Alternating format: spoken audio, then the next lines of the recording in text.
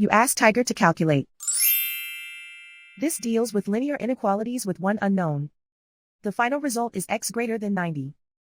Let's solve it step by step. Group all constants on the right side of the inequality. Add 9 to both sides.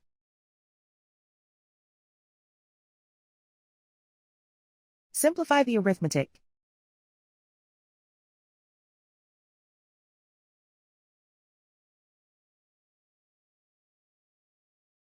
Isolate the x. Multiply both sides by 3.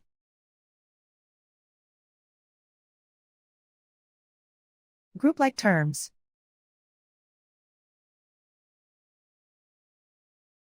Multiply the coefficients.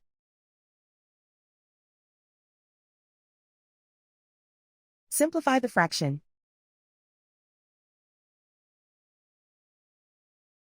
Simplify the arithmetic.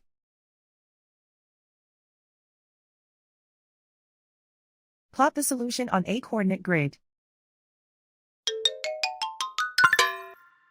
And so the final result is x greater than 90.